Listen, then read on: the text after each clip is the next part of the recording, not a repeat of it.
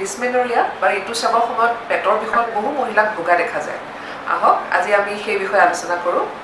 নমস্কাৰ, মই ডক্টৰ সবিতা লস্কৰ সুবৰ্ণালীলৈ আপোনালোকক স্বাগতম জনাইছোঁ।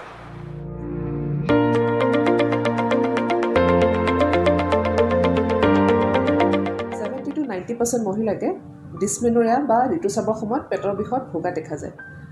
কম বেছি পৰিমাণে মাহেকীয়া হোৱাৰ সময়ত বা তাৰ আগে পিছে অলপমান কঁকাল বেয়া লগা বা তলপেট বিষ হোৱা খুব কমন, কিন্তু তাৰ মাজতে 5 to 10% মহিলাৰ অলপ বেছি হোৱা দেখা যায়, অলপ চিভিয়াৰিটিটো অলপমান বেছি দেখা যায়। তেওঁলোকক ইনকেপাচিটেট কৰি দিয়ে, তাৰমানে আপোনালোকৰ দৈনন্দিন জীৱনত আপোনালোকে যিখিনি কাম কৰি থাকিব পাৰে সেইখিনি কাম কৰিব নোৱাৰা হৈ যায়, আৰু তেতিয়াই আপোনালোকে ডক্টৰৰ সহায় ল'ব লগা অৱস্থাত পৰে। ডিসমেনৰিয়া সাধাৰণতে দুটা ভাগত ভগোৱা যায়, এটাক কয় প্ৰাইমেৰী ডিসমেনৰিয়া আৰু এটাক কয় ছেকেণ্ডেৰী ডিসমেনৰিয়া। প্ৰাইমেৰী ডিসমেনৰিয়াত সাধাৰণতে একো কজ দেখা পোৱা নাযায়, তাৰমানে একো বেমাৰৰ কাৰণে এইটো নহয়, আৰু ছেকেণ্ডেৰী ডিসমেনৰিয়াটো সাধাৰণতে কিছুমান বেমাৰৰ লক্ষণ হিচাপে দেখা দিয়ে। প্ৰথমতে আজি আমি প্ৰাইমেৰী ডিসমেনৰিয়া আলোচনা কৰিম।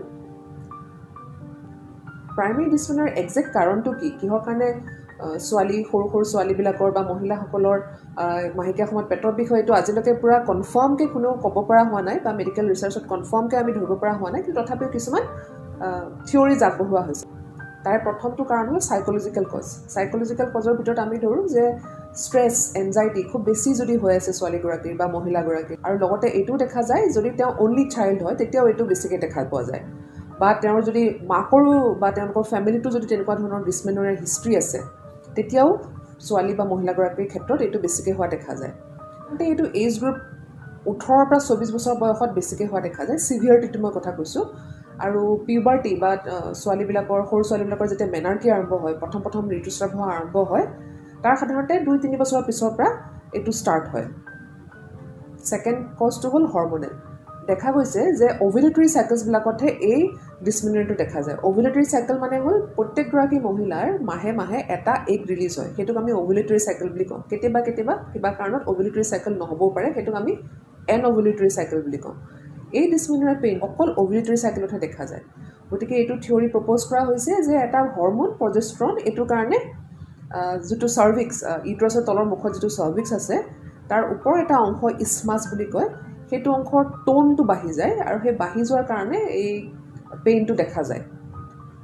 থাৰ্ড কজ হ'ল আপোনাৰ এনাটমিকেল কজ। এনাটমিকেল কজৰ মাজত আহিছে যে যিটো আমাৰ ইউট্ৰাছৰ মাংসপেশীবিলাকৰ এটা কোঅৰ্ডিনেশ্যন থাকিব লাগে, চলাচল কৰা বা কণ্ট্ৰেকশ্যনৰ এটা কোঅৰ্ডিনেশ্যন থাকিব লাগে, আৰু এইসকল মহিলা বা এইসকল ছোৱালীৰ ক্ষেত্ৰত দেখা গৈছে যে সেই কোঅৰ্ডিনেশ্যনটো তেওঁলোকৰ লছ হৈ যায়।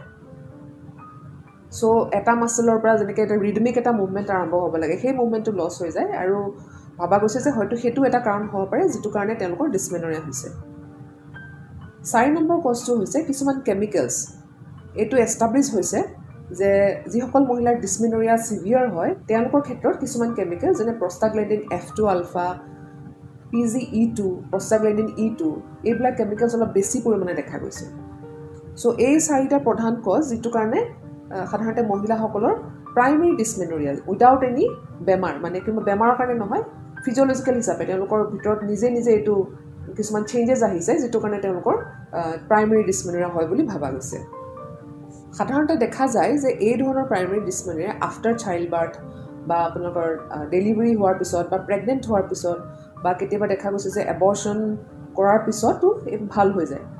ভাবা গৈছে যে এইটোৰ যিটো চাৰ্ভিক্স আছে, ইউট্ৰাছৰ মুখত যিটো চাৰ্ভিক্স বুলি অংশটো আছে, তাৰ যিখিনি নাৰ্ভ এণ্ডিংছ আছে সেইখিনি ডেষ্ট্ৰয় হৈ যায়, সেইটো কাৰণে ডিসমেনৰিয়াটো সাধাৰণতে এইকেইটা ছিটুৱেশ্যনৰ পিছত নিজে ভাল হৈ যায়। এতিয়া আহোঁ প্ৰাইমেৰী ডিসমেনৰিয়া কেনেকৈ আপোনালোকৰ আগত প্ৰেজেণ্ট কৰিব পাৰে। মই আগতেও ক'লোঁ কিছুমান মহিলাৰ কম হয়, কিছুমানৰ বেছি হয়, চিভিয়াৰ হৈ ইনকেপাচিটেড হৈ যাব পাৰে। সাধাৰণতে দেখা যায় যে প্ৰাইমেৰী ডিসমেনৰিয়াৰ যিটো পেইন, সেইটো মাহেকীয়া ঋতুস্ৰাৱৰ ব্লিডিঙৰ যিটো আৰম্ভ হ'ব তাৰ 2-3 ঘণ্টামান আগৰ পৰা আৰম্ভ হয়, আৰু প্ৰায় 2-3 ঘণ্টা বা 4-5 ঘণ্টামান থাকি পেলাই লাহে ভাল হৈ যায়গৈ। কেতিয়াবা এই বস্তুৰ চিভিয়াৰিটিটো বেছি চিভিয়াৰ যিটো থাকে, বেছি চিভিয়াৰিটিটো 12 আৱাৰ্ছলৈকে দেখা যায়, আৰু খুব ৰেয়াৰ কেছত আপ টু 48 আৱাৰ্ছলৈকে পাব পাৰে। কিছুমান ছিষ্টেমিক ইফেক্টছো আহে ইয়াৰ লগতে, কিছুমানৰ নজিয়া মানে বমি ভাৱ আহা, বা কিছুমানৰ ভমিটিঙো হয়, ইমান বেছি গা চা বেয়া লাগি যায় যে তেওঁলোকৰ ভমিটিঙো হৈ যায়। লগতে এই যিটো পেইন, এইটো আপোনালোকৰ তলপেটত সাধাৰণতে মাজভাগত আৰম্ভ হয়, আৰু ৰেডিয়েটছ ডাউনৱাৰ্ডছ, তাৰমানে আপোনাৰ তলৰ উৰু যিটো হিপছ বুলি কয় আমাৰ, সেই তাললৈকে যায়। সাধাৰণতে নি জইণ্টলৈকে এইটো পেইন কেতিয়াও নাযায়। আৰু কিছু সংখ্যক মহিলা বা ছোৱালীৰ বেকেকো কমপ্লেইন কৰা দেখা যায়। আৰু কিছু সংখ্যক মহিলাই সেইখিনি সময়ত ডায়েৰিয়া বা লুজ ম'শ্যনতো ভোগ কৰা দেখা যায়। আৰু তাৰ মাজতে কিছু সংখ্যক মহিলাই ইউৰিন পাছ কৰোঁতে বা ষ্টুল পাছ কৰোঁতেও অলপমান পেইন অনুভৱ কৰা দেখা যায়। এতিয়া আহোঁ ট্ৰিটমেণ্ট আপোনালোকে কি দিব। সাধাৰণতে ৰিএচুৰেঞ্চ ইজ এনাফ। তাৰমানে আপোনালোক হয়তো ছোৱালীজনীৰ যিটো ষ্ট্ৰেছ আছে, যিবিলাক কণ্ডিশ্যনৰ কাৰণে হ'ব পাৰে এই বস্তুটো, যদি তেওঁলোকৰ ধৰি লওক মেল নিউট্ৰিশ্যন আছে, কনষ্টিপেশ্যন আছে, পানী চানী কম খায়, কিবা কাৰণত ষ্ট্ৰেছত ভুগিছে, এনজাইটিত ভুগিছে, চ' সেইবিলাক যদি আছে তেনেহ'লে সেইখিনি শুধৰালে সাধাৰণতে এইখিনি ঠিক হৈ যায়। বা লগতে যদি তেওঁলোকৰ খুব ফিজিকেল এক্টিভিটি নাই, তেতিয়াও এইটো হোৱা বেছিকৈ দেখা যায় কিছুমান মহিলা বা কিছুমান ছোৱালীৰ ক্ষেত্ৰত। গতিকে অলপমান ফিজিকেল এক্টিভিটি কৰিব দিলে ভাল, যাতে অকণমান ব্লাড চলাচলটো ভাল হয়। আৰু সাধাৰণতে দেখা যায় যে যদি চিডেণ্টেৰী লাইফষ্টাইলৰ কাৰণে তেওঁলোকৰ এইটো হৈছে, তেনেহ'লে ফিজিকেল এক্টিভিটি কৰাৰ পিছত সাধাৰণতে এইটো লাহে লাহে ভাল হৈ আহে। আৰু এইখিনি সময়ত আপোনালোকে যদি হট ৱাটাৰ বেগত বা আপুনি গৰম পানীৰ সেক লয় তলপেটত বা কঁকালত, তেতিয়াও যথেষ্টখিনি আৰাম পোৱা দেখা যায়। কিছু সংখ্যক মহিলাৰ যাৰ চিভিয়ৰিটি বেছি হৈছে, ধৰি লওক আপোনাৰ 3-4 ঘণ্টা নিজে নিজে ভাল হৈ অহা নাই বা বেছি হৈছে, তেওঁলোকৰ হয়তো পেইন কিলাৰ্ছ, চিম্পল NSAID আমি যিটো কওঁ, সেইটো আচলতে দৰৱটোৱে কি কৰে, যিটো মই ক'লোঁ আপোনালোকক আগতে কজৰ ক্ষেত্ৰত, যে এইটো এষ্টাব্লিছ হৈছে যে প্ৰষ্টাগ্লেণ্ড F2 আলফা সেইটো বস্তু বেছিকৈ হোৱা দেখা যায়। চ' এই NSAID বিলাক, যিটোবিলাক আমি পেইন কিলাৰ্ছ প্ৰেছক্ৰাইব কৰোঁ, সেই বস্তুটো কমায়। প্ৰষ্টাগ্লেণ্ডিনটো যিটো বস্তু বেছি হৈ আছে ইউট্ৰাছৰ ভিতৰত, সেইটো বস্তু কমাই দিয়ে। গতিকে আপোনালোকৰ যদি এইটো খুব বেছি হৈছে, তেনেহ'লে NSAID, চিম্পল আইবুপ্ৰফেন এনেকুৱা ধৰণৰ দৰৱ আপোনালোকে খাই পেলাই যথেষ্টখিনি আৰাম পাব পাৰে। আৰু এইটো সাধাৰণতে যদি আপোনালোকৰ যদি প্ৰায় হৈয়ে থাকে, চিভিয়ৰিটিটো আপোনালোকে গম পায় যে হয় মোৰ এইটো বেছিয়ে হ'ব, গতিকে ঋতুস্ৰাৱৰ ব্লিডিংটো আৰম্ভ হোৱাৰ যদি 2 ঘণ্টামান আগতে আপোনালোকে খাই দিয়ে, তেনেহ'লে সেই ইনিচিয়েল ষ্টেজটো যিটো আপোনালোকৰ ধৰি লওক পেইন হোৱাৰ পিছত আপোনালোকে খালে যিমানখিনি এফেক্ট দিব, তাতকৈ বেছি ভাল হ'ব যদি আপোনালোকে 2 ঘণ্টা 3 ঘণ্টামানৰ আগতেই দৰৱটো খাই দিয়ে। কিছুসংখ্যক মহিলা যাৰ ধৰি লওক বিয়া হৈছে আৰু তেওঁলোকক ল'ৰা ছোৱালী বৰ্তমান নালাগে, তেওঁলোকে কি কৰিব পাৰে, অৰেল কণ্ট্ৰাচেপ্টিভ পিলছ খাব পাৰে, খুব ভাল কাম কৰে।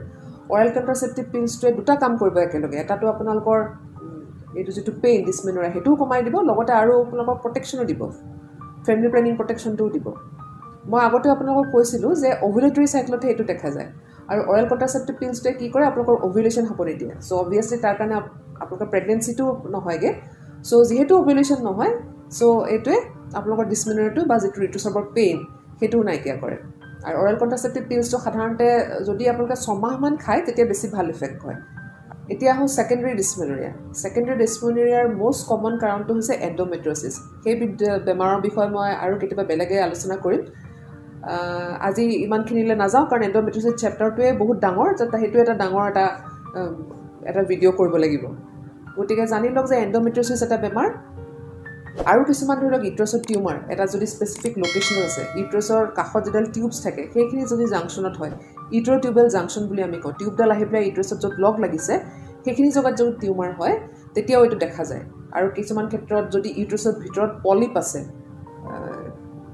তেতিয়াও কি হয়, এই বেমাৰটো বা এই ডিছমেন'ৰিয়াটো হোৱা দেখা যায়। তাৰ লগতে অবভিয়াছলি আপোনালোকৰ বেলেগ আৰু চিমটমছো থাকিব, যেনে ধৰি লওক মাহেকীয়াৰ খেলিমেলি বা খুব বেছি হেভি ব্লিডিং হোৱা, বা ঘনাই ঘনাই মাহেকীয়া হোৱা, একো চাইকেলটো ধৰি লওক ৰেগুলাৰাইজ নহয়, যে মাহে মাহে আমাৰ 28 দিনৰ মূৰত বা 30 দিনৰ মূৰত হোৱা, সেনেকুৱা ধৰণৰ নহয়, বস্তুটো ইৰেগুলাৰ হৈ থকা। কিছুমান সেই পলিপৰ কাৰণে বা যেতিয়া তেতিয়া ব্লিডিং হোৱা, তেনেকুৱা ধৰণৰ কিছুমানো চিমটম ইয়াৰ লগত আহি পৰে। আৰু কিছুমান এনাটমিকেল ডিফেক্ট অফ ইউট্ৰাছ, যেনে ধৰি লওক বাইকৰ্নুইট ইউট্ৰাছ বা ইউনিকৰ্নুইট ইউট্ৰাছ। সেইটো কি হয়, মানে বাইকৰ্নুইট ইউট্ৰাছটো হ'ল তাৰমানে জৰাইৰ যিটো মেইন শ্বেপ, আপোনালোকে ছবিখনলৈ চাব, জৰাইৰ যিটো মেইন শ্বেপ সেইটো এনেকুৱা ধৰণৰ, কিন্তু বাইকৰ্নুইট ইউট্ৰাছত কি হয়, তাৰ 2টা কৰ্ণু থাকে, মানে 2টা ছাইড থাকে। আৰু কেতিয়াবা দেখা যায় যে এটা ছাইড সৰু, এটা ছাইড ডাঙৰ থাকে। চ' তেতিয়াও এনেকুৱা ধৰণৰ বিষটো খুব বেছি দেখা যায়। আৰু লগতে যদি আপোনালোকৰ পেলভিক ইনফ্লামেটৰী ডিজিজ আছে, তাৰমানে ইউট্ৰাছৰ বা টিউবছৰ বা চাৰ্ভিক্সৰ বা সেইখিনি যোনটো আপোনাৰ ৰিপ্ৰডাক্টিভ অৰ্গেনছ আছে মহিলাসকলৰ, তাত যদি ইনফেকশ্যন হৈছে, তেতিয়াও এইটো দেখা যায়। ছেকেণ্ডেৰী ডিছমেন'ৰিয়াৰ যিটো পেইন, সেইটো সাধাৰণতে এবাভ 30 ইয়েৰ্ছৰ পৰা আৰম্ভ হয়, যে 25 বছৰ বয়সৰ পিছত, বা বেছিকৈ দেখা যায় 30 বছৰৰ পিছৰ পৰা দেখা যায়। আৰু তাৰ লগতে মই যিখিনি ক'লোঁ আনুষংগিক চিমটমছ কিছুমান, আচল বেমাৰটোৰ যিবিলাক লক্ষণ, সেইবিলাকো লগতে থাকিব পাৰে। আৰু অবভিয়াছলি যদি ছেকেণ্ডেৰী ডিছমেনোৰিয়াৰ কাৰণে আপোনালোকৰ প্ৰব্লেম হৈছে তেনেহ'লে আমি যদি তাৰ ৰুট কজটো ট্ৰিট কৰোঁ তেতিয়াহ'লে আপোনালোকে যথেষ্টখিনি পেইনৰ পৰা উপশম লাভ কৰিব পাৰিব। এতিয়া কথাটো হ'ল প্ৰাইমেৰী বা ছেকেণ্ডেৰী ডিছমেনোৰিয়া এইটো আমি ডায়েগন'জ কৰিবৰ কাৰণে প্ৰথম কথাটো আপোনালোকৰ হিষ্ট্ৰীটো খুবেই ইম্পৰ্টেণ্ট যে বস্তুটো কেতিয়াৰ পৰা আৰম্ভ হৈছে, তাৰ পেইনটো কেনেকুৱা ধৰণৰ, তাৰ ডিউৰেশ্যনটো কেনেকুৱা, লগতে কিবা আনুষংগিক চিমটমছ আছে নেকি, সেইবিলাক গোটেইখিনি আমি জানিব লাগে।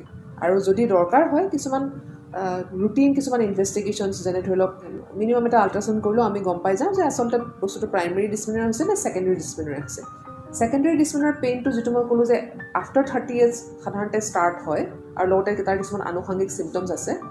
আৰু লগতে এই পেইনটো মাহেকীয়া হোৱাৰ সাধাৰণতে 3-4 দিনমান আগৰ পৰাই আৰম্ভ হয় কিছুমান ক্ষেত্ৰত, যেনে ইনফেকশ্যনৰ ক্ষেত্ৰত আপোনাৰ 3-4 দিন আগৰ পৰা আৰম্ভ হ'ব।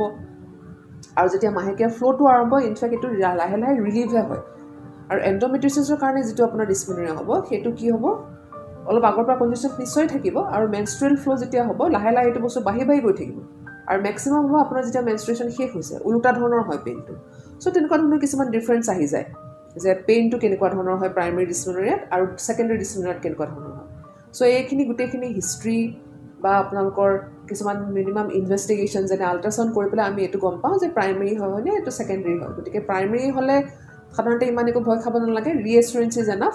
বা মাজতে আপোনাৰ যিটো মই ক'লোঁ NSAID খালে বা যদি মহিলাসকল বিয়া হোৱা মহিলাসকলৰ প্ৰব্লেম হৈছে তেনেহ'লে আপোনালোকে একেলগে যদি দুটা কাম কৰিব বিচাৰে অইল কণ্ট্ৰাচেপ্টিভ পিলছ খাই পেলাইও বহুতখিনি আৰাম পাব পাৰে। আৰু ছেকেণ্ডেৰী ডিছমেনোৰিয়াৰ কাৰণেতো অবভিয়াছলি যিটো ৰুট কজ যিটো কাৰণে হৈছে ডিছমেনোৰিয়াটো সেইটো ট্ৰিটমেণ্ট কৰিলে তেওঁলোকে যথেষ্ট আৰাম পাব। আশা ৰাখিছোঁ খুব চমুকৈ আৰু খুব সৰলভাৱে মই আপোনালোকক আজি ঋতুস্ৰাৱত হোৱা পেটৰ বিষৰ ওপৰত বুজাব পাৰিলোঁ। আৰু যদি কিবা আপোনালোকৰ মাজত খোকোজা থাকে, মনত খোকোজা থাকে, আপোনালোকে নিশ্চয়কৈ মোলৈ কমেণ্ট ছেকশ্যনত দিব। আজিলৈ আহিছোঁ, আগলৈ আকৌ লগ পাম। নমস্কাৰ।